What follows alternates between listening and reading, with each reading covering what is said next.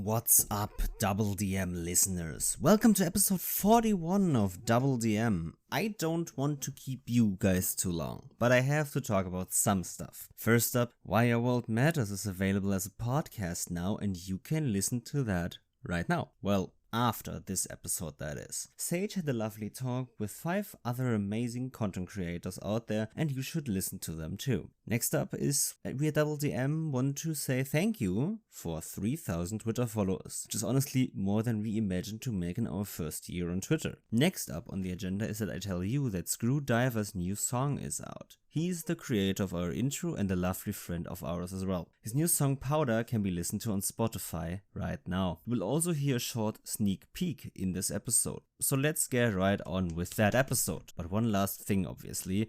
It's me asking you to give us a nice review, follow or star rating. If you want to book ad slots on the show, direct message us on Twitter for more information. And with that, have fun with this episode about murder mysteries. Thank you.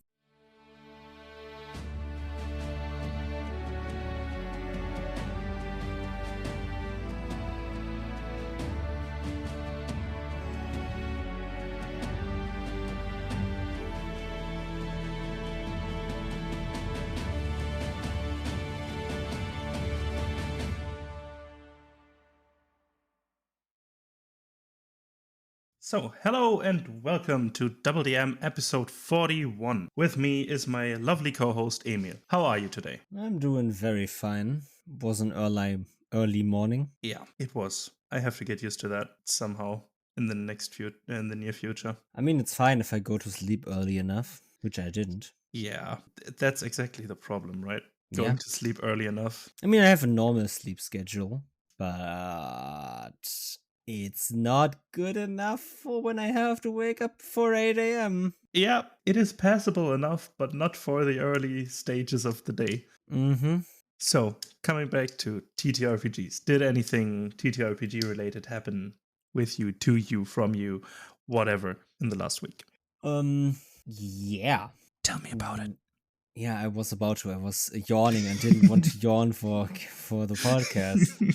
Yeah, it did. We had a talk with one of my groups. We had a talk about the campaign, how it's going to continue and stuff. We're playing for so long that, we just needed to refresh everyone's expectations, talk about maybe new table rules we have for going forward, how we want to end this and how we want to play this out and all of that stuff. And it was a good talk. It was a very good talk. It was. Everyone at the table, I think, agreed on core things that make TTRPGs. And I think we found a very good consensus, and I can't wait to play with that group again. Understandable. Is it the Phantoms of Chaos group? No, Phantoms of Chaos is not happening until December again. I see.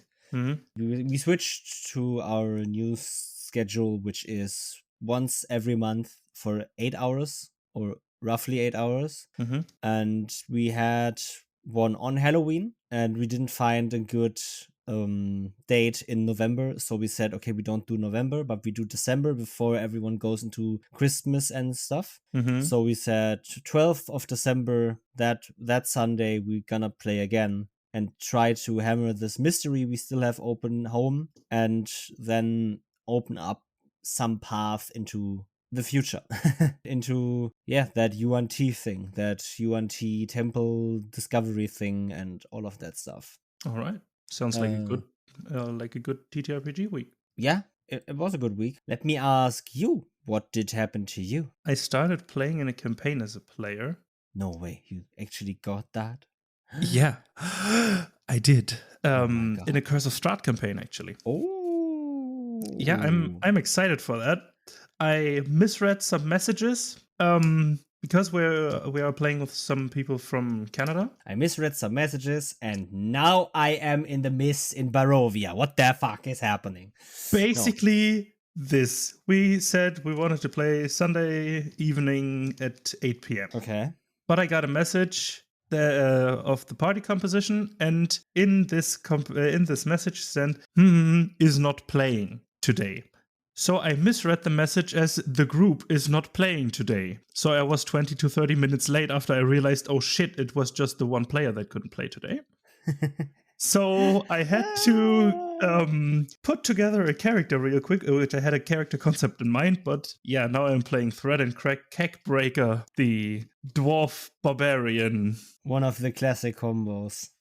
Yep, I don't know what path I'm going to take, but I think I wanted to play a dwarf sometimes, so I just took the chance, and yeah. So you're I'm playing with excited to people see in where it goes. Canada. Do you play in English, German? Yeah, in English. Okay. Do I know anyone from that group? I don't think so. You may have interacted with some of them on my server on Discord, but Okay. I Yeah, don't no, think you so. don't have to obviously name the names, but I just wanted to know if I know them or not. I don't Okay. think so. Okay. At least not personally. Well, that's interesting. So you then played Curse of Strahd. Yeah, That was the first session, right? Or was it exactly. Okay. What had happened? How were you hooked into Barovia? The thing is, I always hear people talking about how they played Curse of Strahd. I think it's the most played adventure for Yeah. D&D 5th edition. At least it feels like it. And what I always see when I look at that, because I never actually read Curse of Strahd, and I don't intend to run it ever, I think. I at least have no plans yet. I never really got into how do you actually hook players into doing that. It's always like you have this mist, like in the Van Richten's Guide to Ravenloft book, which I own, that it talks a lot about the mist and the domains of dread, right? And basically, this Barovia is a domain of dread from Strahd, and your players are trapped in it and need to get out. But that's the general hook premise. But how do you actually hook them after that?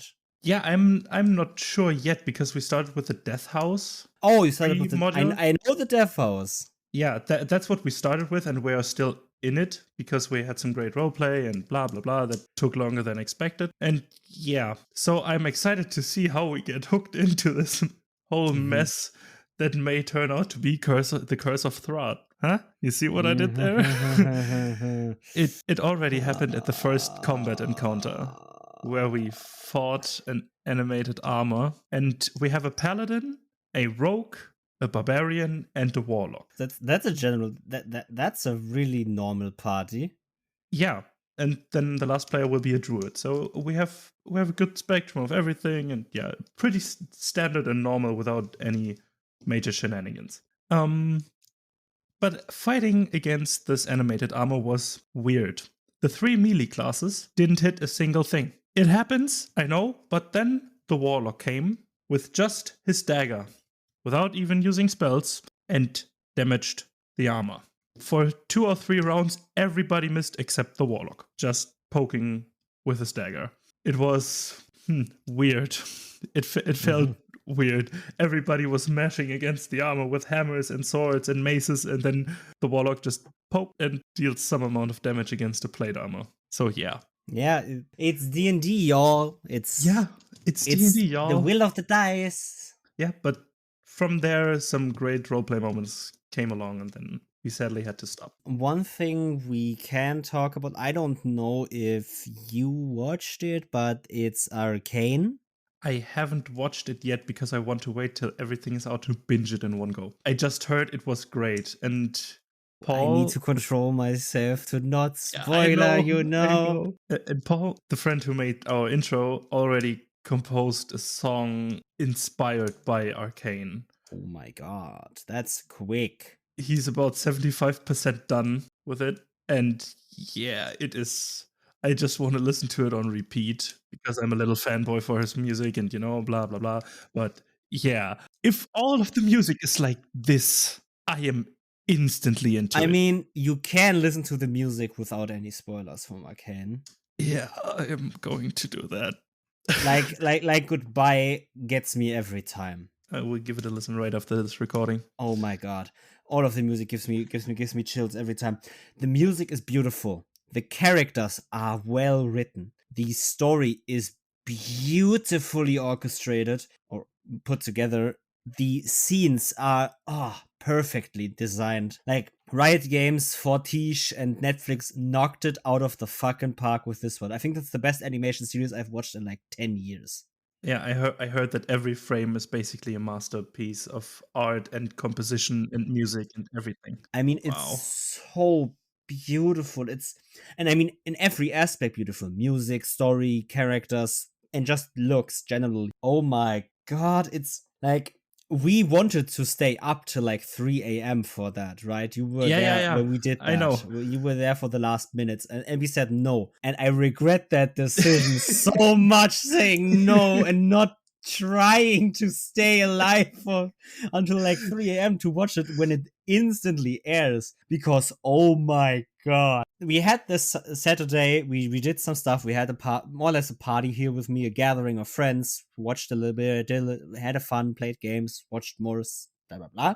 Did some stupid stuff. Went to sleep, and I woke up, and the whole day was me just chilling. And right at some point, I ordered Chinese. No, I ordered Thai food.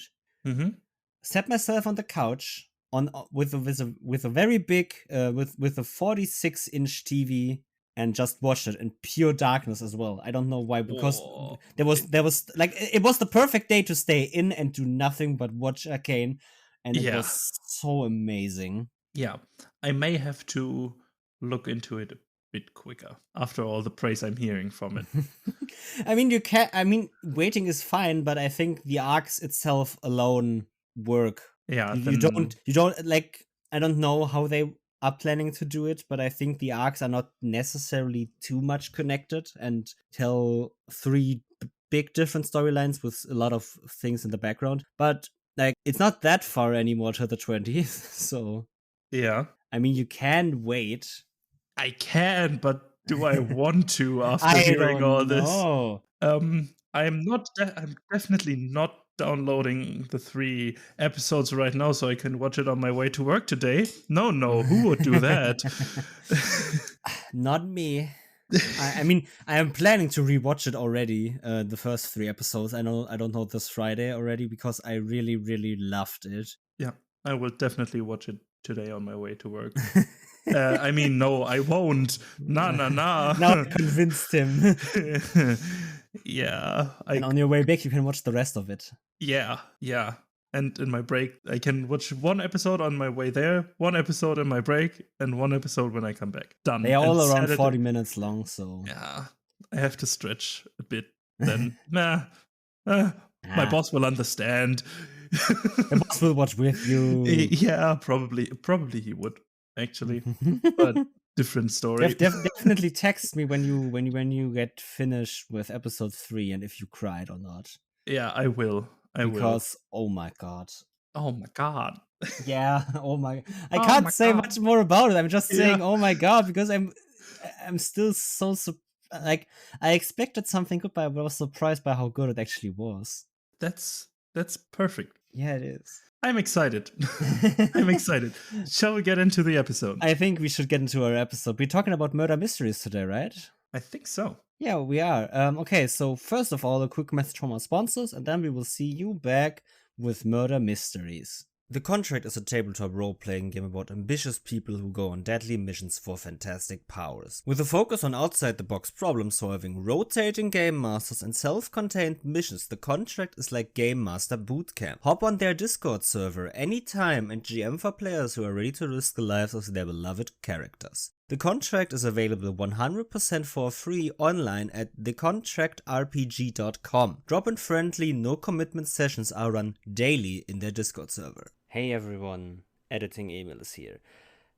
You will now be listening to a short snippet from Powder, our friend Screwdivers, who made our intro. His new song. This is his new song. You can listen to it, and if you want to listen to the whole thing, go to the link in the description right at the top, where we link to his Spotify. Yeah, enjoy.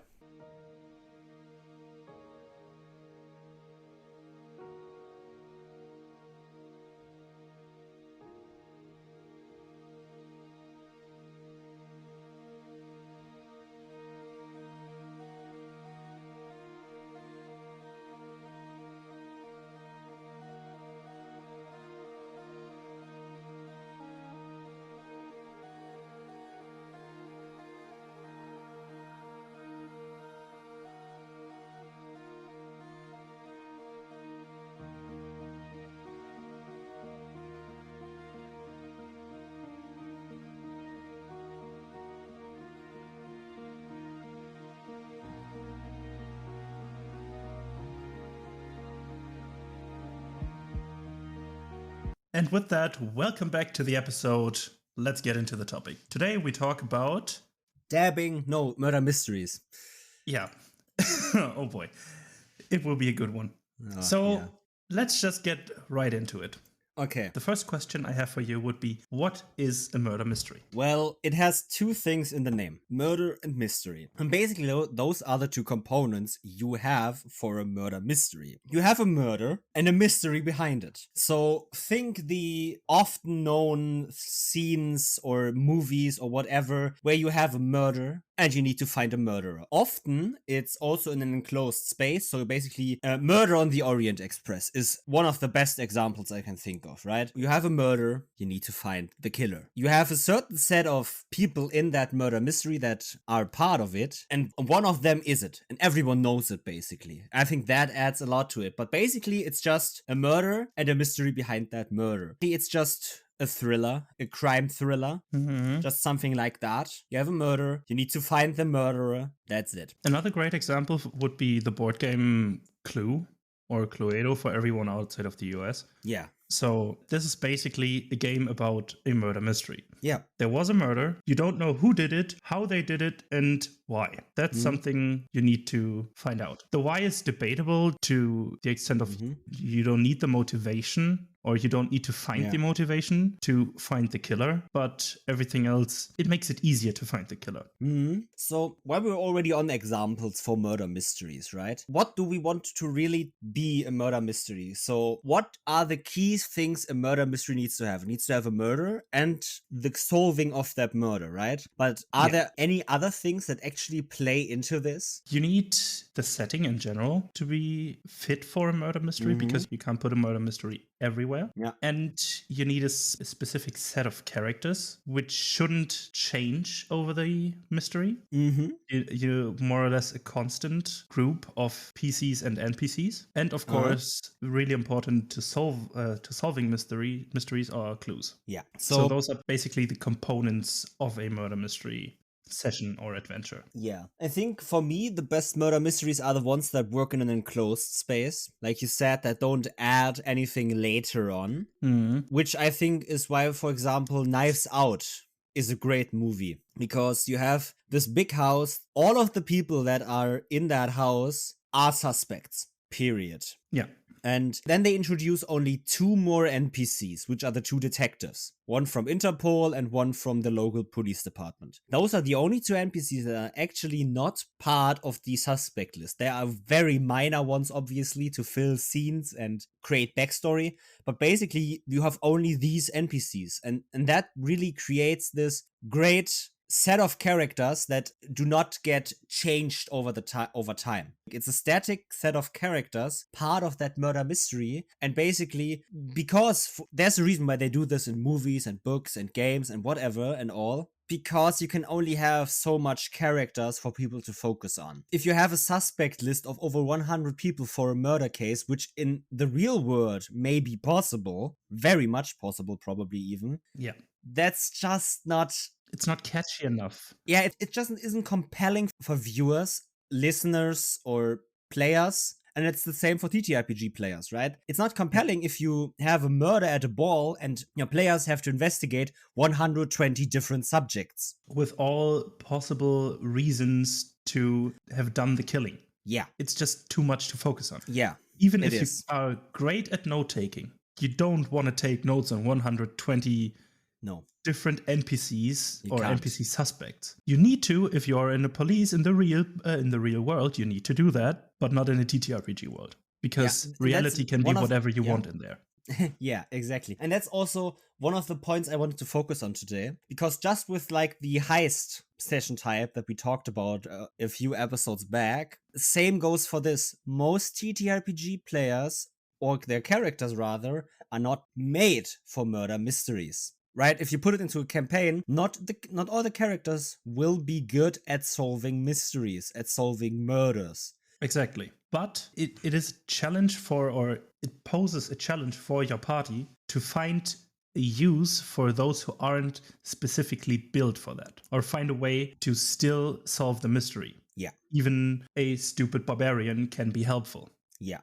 But I mean, exactly, like you have the super barbarian that can also be helpful in a heist, right? Sometimes you just need Exactly. brute force, right? And that's why I love TTRPGs, because everyone can contribute to the plan normally if they want to, and Yeah. if the other players let them. But the thing is that, especially for players, just with the heists, right? There's a disconnect barrier between player and player characters. Players oftentimes are not the best at solving murders, right? Yeah. Right? You don't have a table of police officers or detectives that you then play murder mysteries with. This would be a fun one. If That would you can manage probably that. be a very fun one. And like, if there is a police department that wants to hit us up and do this, I will gladly be the DM for that one, or Niels be the DM for that one, probably. We'll craft something together. Yeah. There, because we have to put our brains together to. I just want to make say, it interesting. right, if there is the option available, I will gladly volunteer as tribute for this. Yeah. But I mean, the thing is, players might not work like after the normal scheme you would think. And that's something you need to realize for murder mysteries when thinking of how the murderer did it, what happened, what clues you place.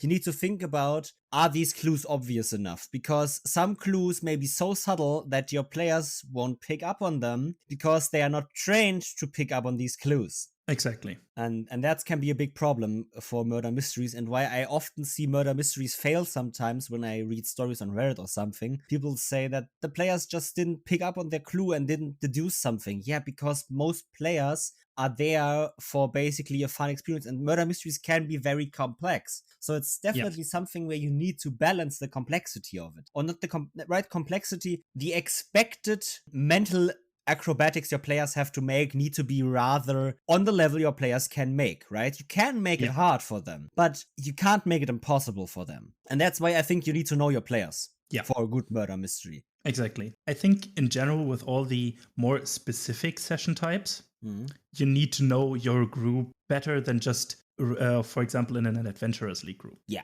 You need to know how your players think to pose challenging enough challenges without making it too impossible. Though I will say, you can probably run good murder mysteries at Adventurers League, but you probably have to then make a lot of adjustments that it actually works for basically every group, because that's what you plan for, right? You plan to run a game for basically everyone. And that's something different than when I play at my home table, know my players for over 5 years and know how they play. I can cater to that play style, so we all have the great experience of playing this game in a murder mystery way. Exactly. So yeah, then I want to throw a question to you. What is important for a murder mystery?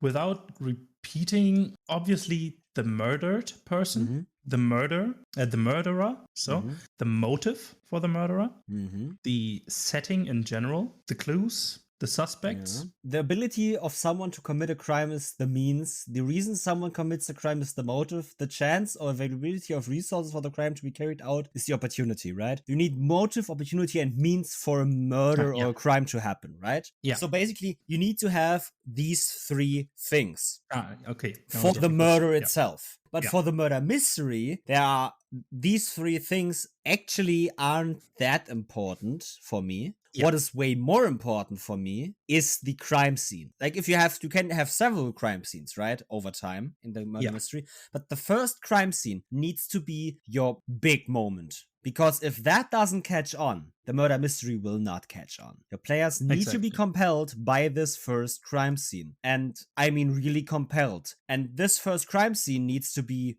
well thought out. It should make sense in an integral structure. So if there are too many clues that basically contradict each other, the crime will never make sense. Even if your crime makes sense for you, when you have all the clues laid out and your players find 2 clues that contradict each other, both of those clues are useless for your murder mystery, because your players will only be confused by them, which you don't necessarily want. You don't want to confuse your players through the things that they are actually supposed to use, right? Yeah.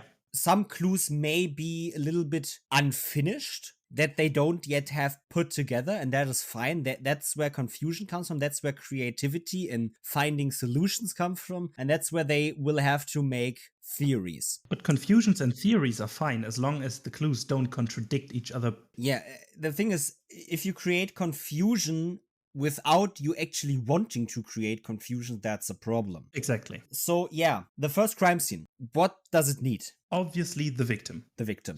There should be a victim. Some people can investigate on. Yeah, it should be a victim. So let's take a rather classic example. Players are invited to a secret ball by a noble. There are 20 other people in there, 20 other nobles or something, and the players are invited as they saved him earlier in his life. There are, next to the 21 nobles and the 4 players, let's say, so the 25 people in the estate on this island where you can only go by shipping boat or something. Or maybe there's a mansion deep inside the woods, so... Exactly. There's a mansion, it's remote, 25 people, and there are like 15 servants. Let's say that. Yeah.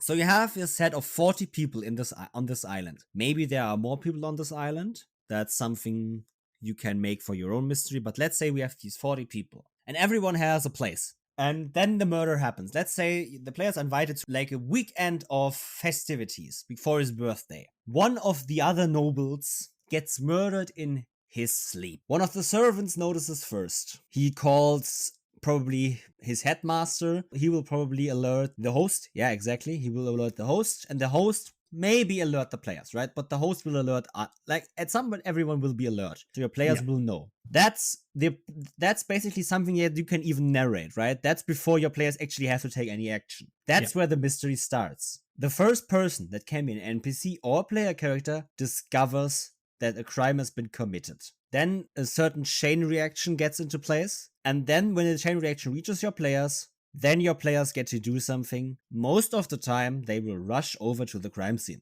Yeah. So the crime scene will be the first thing that they can actually interact with in this mystery. So it needs to be big. That's why it needs to be big, right? It's the compelling hook. Yeah, it needs to be detailed, but not over detailed, but just the right amount, because too much detail can lead away from the important clues. But you need it to be detailed enough so it is compelling for the party to investigate further. Right? You don't need to talk about the color of the curtains if the curtains aren't important, but when you say, okay, you entered this room. There's a servant in the corner, basically making sure that no one touches anything, right? The noble is very smart and made his servants say, nobody touch anything in this room. Your players rush into this room and they see this noble person lying on their bed, pierced with a knife through the chest. Yeah. So, and then they look around, and then if the curtains are not important, you can basically just say, well, there on the other side of the room, there's a window, there are curtains in front of the window, and when you look further to the right of that, there is this painting or something, right? And if it's not important, just keep to basic scene setting. Yeah, exactly. Basically.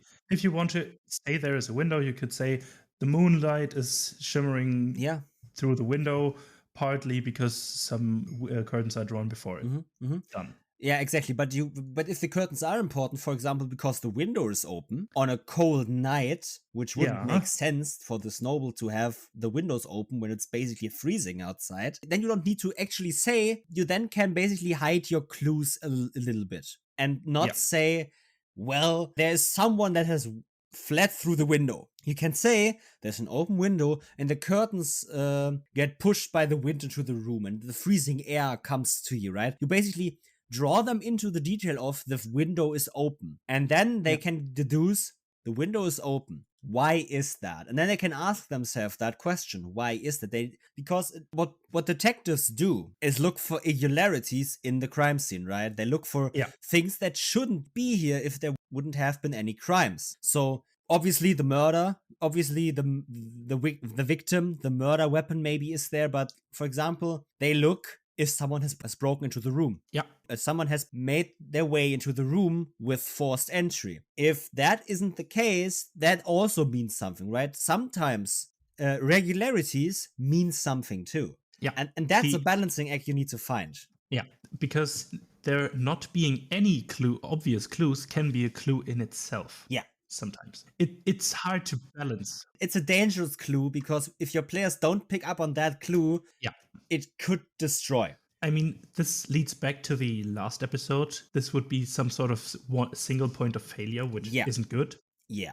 But if it's an additional room or additional thing where there aren't any clues, which then is the clue, but you don't need it to solve the mystery, that's something you can do. So basically what we've said now, the crime scene is very important. The first crime scene is very important. And that encompasses the description of that room, which we have now discussed. Basically, you should make sure that your players, in the basic description of the room, can pick up on where they should look for clues, and then they can and then you let them do something. And that's very important, I think, because like let them then do their thing, right? Let them find the clues however they want to find them. So that's why I think not every character is made for murder mysteries, and that's why you need to watch out for what group you have, because let's say every character will notice something different at first, right? If we both walk down the street and see a car moving by and whatnot or something, we may both notice the color first, but I might notice the license plate first, which is an irregularity for me, and you might notice that the tires are wrong, whatever, right? We notice different things first, and I think that's important for what your players look for first. Yeah. The obvious choice is the victim with the murder weapon. Let's say the murder weapon is still there, okay? Yeah. For simplicity. So so they notice this body first with the knife in his chest. So they will probably go over there. And then with that body, they will check for things. How long has it been dead? Were there any signs of struggle? Can you see that there were signs of struggle? Was he killed in his sleep? What is this knife? Is it from the kitchen? Is it self brought into the manor or whatever, right? Maybe people were only let in, maybe even the players had to give their weapons away and they weren't allowed weapons inside. So if someone brings a knife into the manor, that's a problem for them, right? Definitely. No one is allowed to bring weapons into the estate, and someone did. That's something interesting. Mm-hmm. And so, they will look for something and let them look for everything that they want to look for. And sometimes it's very much okay to tell them, no, there is nothing to find here. Also, when players basically finish the crime scene and are going in circles on what they should do next, tell them that they are finished. Sometimes they will look for things that are not there, and sometimes that's okay. Sometimes it's okay when they want to when they have the superstition and want to check for that superstition and it is proven wrong, that helps them. But sometimes those superstitions will just slow the game down, grind to a halt, and maybe even make the game boring for some other players or you. So you can say to your players, okay, you have investigated this crime scene, you have found all the clues you can find right now. What do you do now? Yeah, and then they will get nudged into a certain direction away from the finished scene, but not railroading them towards a specific scene you want them to be. Let me ask this question. What do you think about the number of clues on the first crime scene?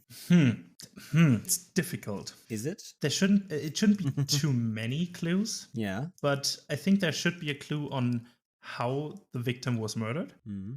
How the person got in and how they got out, and maybe around the struggle, if it was a surprise or not, or if there was a fight or something. A little bit about the circumstances, the getting in part and the getting away part.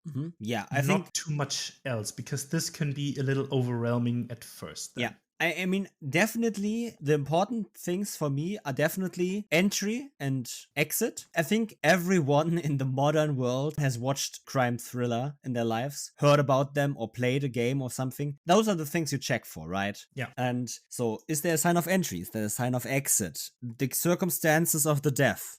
Were they killed in their sleep? Did they struggle? Whatever, right? What was the murder weapon? Blah, blah, blah. Yeah, and those are the things that are important in my opinion, yes? But I think adding more clues that are not easily explained yet are very cool. Mm-hmm. Like, for example, okay, but there are these irregularities that you cannot explain yet that cause a little bit of confusion, but add the mystery part of it, right? It adds this certain mystery part when you can't explain all the clues. Right? You may not find the murderer just from the signs of entry, exit, and the circumstances of death, but they are all pretty much explainable for your players, or they should be. And then you have some clues that basically make no sense yet, but maybe make sense later on if they follow through with that clue. Yeah. But I think, especially for the number of clues, like you said, it can't be too much clues. You can't overwhelm your players at the beginning. I think you need at least 3, because of the circumstance, entry, and exit, and then maybe one or two more which can't be explained yet. I believe you should never go above a 7 for me. Yeah. Because that's basically how, well, I don't go over a 7. You certainly can, not to say you can't, but I structure my games like after a certain pattern, which we will explain in a bit, which is why I never go over 7 clues in the first scene, or in any scene actually. Yeah, because if it gets too crowded with clues, you have so much that you need to cross-reference and connect, which then can get lost in these connection stages and theory crafting stages, which can then lead to the murder mystery not being solvable because there were too many clues, which maybe even contradict each other and stuff. Try to keep it as simple as possible, but add as much as you want within this confined number, whatever it may be for you. Well, what needs to be said about this is go all out on this first scene. Yeah. Oftentimes, this first scene can basically write the whole rest of the murder mystery for you. You don't even have to have it planned, because this first scene, from there, your players derive everything they do. The first scene is make or break. Yeah, exactly. That's the basis for everything. If the first scene doesn't make sense, the rest will never make sense. If the first scene, like the first clues your players will have are the ones they will work with. So those are the ones they will take for granted. Yeah. And the only way how you can make them not take them for granted is by explicitly proving to them that the clues are not anymore to be taken for granted by a way better, different clue somewhere else. And now we discussed at length the first scene that you need to work on pretty good. But then let me ask you the question, what is your step-by-step process of building a murder mystery? And why is it that way? Okay, so you know this, but I've touched on it, I think, a few episodes back, the decision tree, which isn't the case here, right? But I built the murder mystery a little bit like a tree, you could say. You have the first crime scene at the top, and then every clue, or let's say every lead, right? Every lead, some clues can maybe just amplify one lead instead of opening up a new one. But every clue or every lead leads to a next scene or to a next scenario, some path they will take, right? Yeah. And then you can derive from the first scene, like, let's say 4 different next scenes that they can go to, right? In a time frame, right? This is either one of those gets picked next, hopefully, or those are the ones that the leads you plan go to. Yeah. If your players go somewhere else, that's fine too, right? Then you need to make shit up, but that's not a problem. We know most people can do that. No problem. And we talked about this improvisation in another episode of DoubleDM podcast. So if you're not sure about how to do it, give it a listen. I mean, we have made so many episodes that we basically can reference them all the time.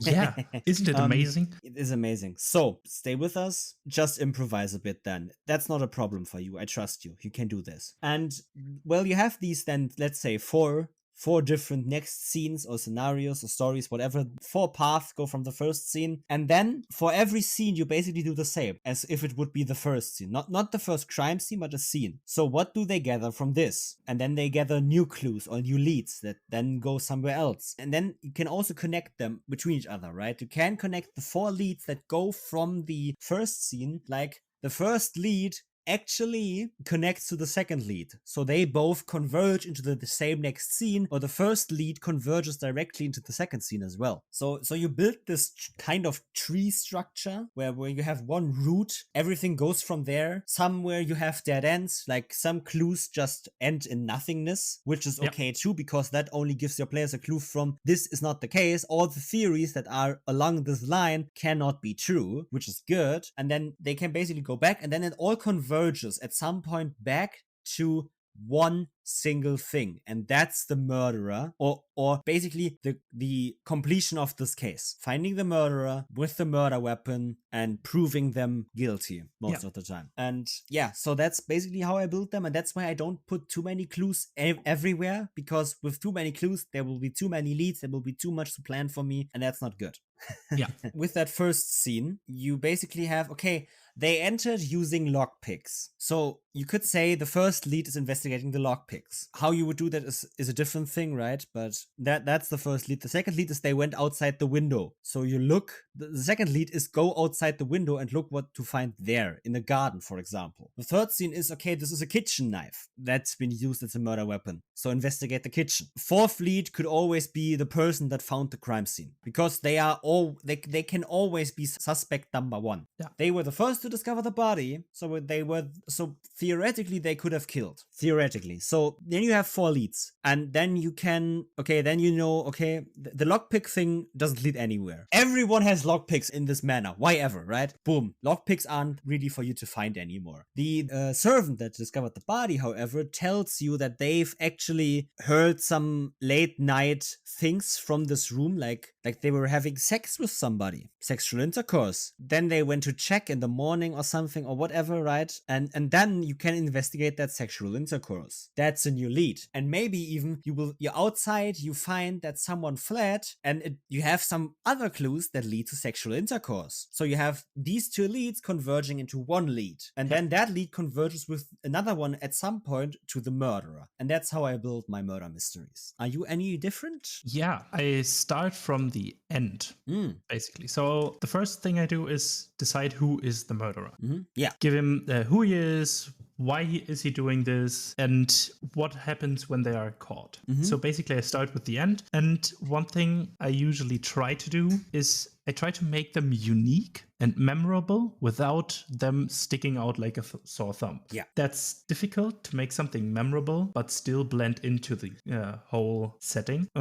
That would be my second thing. So if I have my murderer, then I move on to the setting. I try to create a reason why the party is there and try to get them there before the murder happens. So they are already there. Because it is, I think, a really interesting and important thing for a murder mystery that the players can be suspects as well. It just keeps the tension up a bit. Yeah. Then I create a reason why no one can leave or no one can call the authorities or whatsoever. In the case of the mentioned, technically they could leave, but even if the authorities are noticed, it would take several hours, if not days, to get there. So there's some sort of closed off space. And then I create the cast of NPCs. They should all be interesting, diverse, and unique to make the murderer blend in. Exactly, that's how you make them blend in, right? If everyone is certainly unique or has something unique about them, you make them blend in. And I think a decent amount of the NPCs should have a potential motive or a potential capability of being the killer, because then you have the ability to throw in red herrings or lead them or give them leads to a innocent person which still would have a motive but didn't do it. So they need to check with other clues they find to find the real murderer.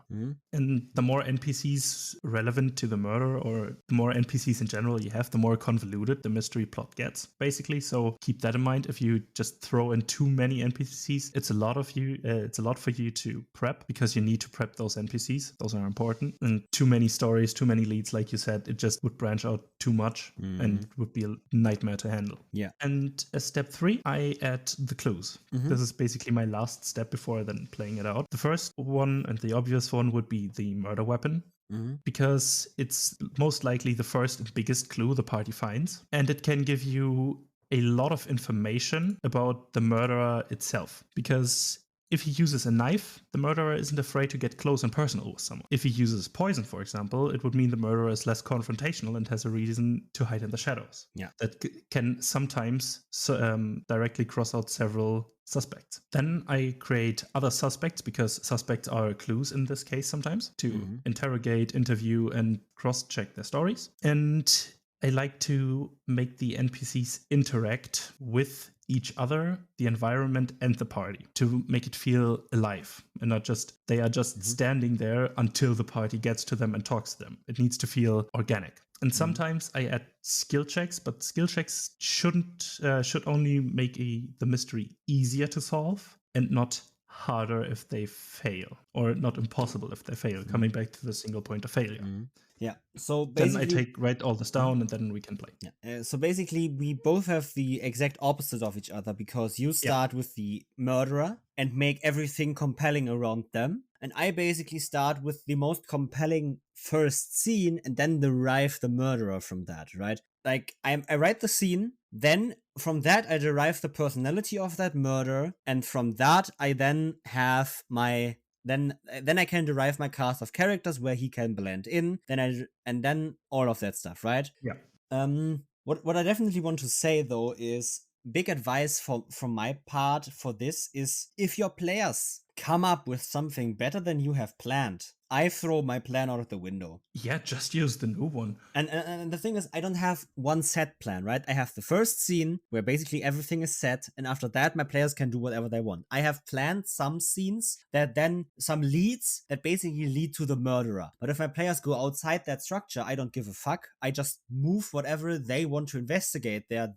And I'm not saying the quantum ogre or whatever, and move the scene there. But if they want to investigate this sort of thing, I will just make it up so it either leads to that murderer or just someone new. Yeah. Like, at the end, they just need to find a murderer, and it needs to make sense that they found this murderer from the beginning. And Yeah.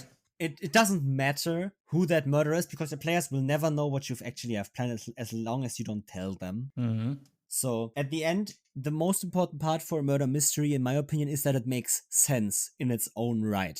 Right? Yeah. If we play D&D, there's magic involved, there's certain things involved that we just don't have in our world, so it obviously doesn't make that much sense, but a system only needs to make sense in that system itself. So the murder mystery should be cohesive, it should be explainable, it should be something that your players can actually grasp, so they can actually get into the fun of solving it. And yeah, then you just have whatever you have, right? I just remembered one thing. Yeah?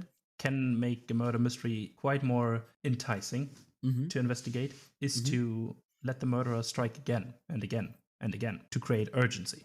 Yeah, that's definitely something. You have a lot of tools to play with in a murder mystery. Yeah. Time is a big one, right? This murderer, like the next, let's say again with this manor on an island thing, the next ship arrives in 2 days. He can hop on and disappear and will never be seen again. We need to find him before that.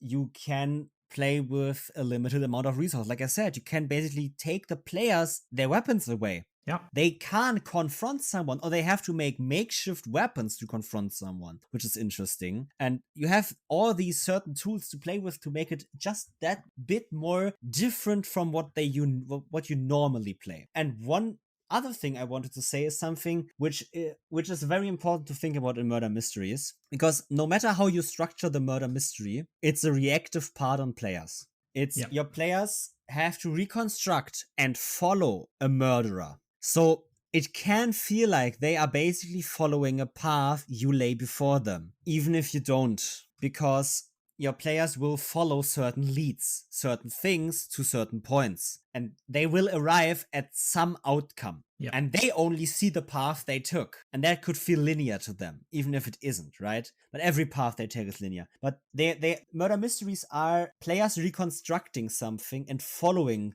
this construct they made. Mm-hmm. So it's very different from other sessions where, for example, with the heist session, players had all the agency basically to make whatever they want with the playing ground you give them. This time, you must give them something compelling that makes them follow a certain, not a certain, but you need to make something compelling for them to follow a lead. And the lead can lead wherever you want, wherever they or you want it to lead, right?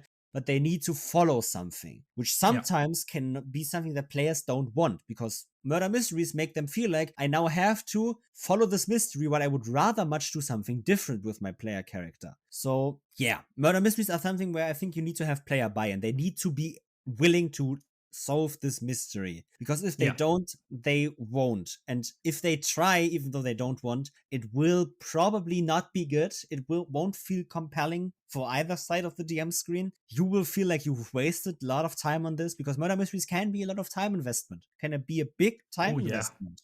If you want to put in really many things, right? You can only give some things and then just wing it. That's also possible, but still, there can be a lot of time investment. Yeah, one tool you have to make it compelling is if the player characters bonded with some of the NPCs at the party beforehand because they were friends beforehand, and then both got invited separately, make one of the NPCs the victim, and suddenly a friend of them was murdered, and they probably want to find out who did it to right the wrong someone committed. Yeah, you can definitely make your players invested, but your players themselves need to buy into the idea of a murder mystery, because it can be a certain switch. Since you are basically following a murderer, you are reconstructing how they did it, where they are now, and how to find them. And that can be very different from people saying, hey, I want to venture out and solve the mystery of the lost dragon or something. And it can be a big switch to normal campaigns sometimes. And sometimes that needs to be discussed. Sometimes that needs to be asked. Are you okay with that switch? Are you willing to play this murder mystery? And if they are, right? And that's the most important thing for DMs. You don't make that decision for them. If your players are not invested in your hyper-invested murder mystery, your murder mystery will fail. So yeah, as with all things TTRPG, player buy-in, player investment is important. They need to be willing to play this. Yeah. So yeah, but they are very good to showcase that. Because if they are not invested, it will definitely fail, because they just won't be able to follow the lead you give them. So I believe that we've covered at least everything of my notes. Do you have anything else? Nope. Just my step forward would be play it out, have fun, use your notes. And if something grinds to a halt, nudge them in the right direction without forcing them on a specific path, and you're good. Pacing control is important for murder mysteries, I would say. But at the same time, giving your players enough time to theorize.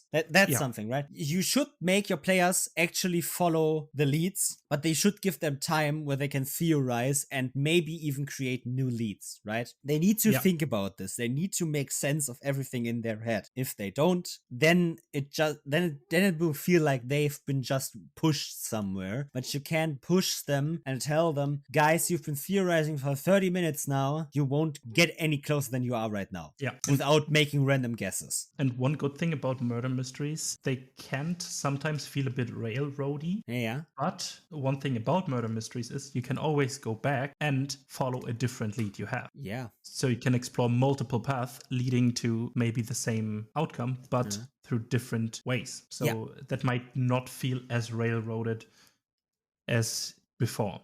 So there is a possibility to tone down the, I was forced down that one path thing. Because you can always go back and follow the different lead you got from a different clue. Yeah.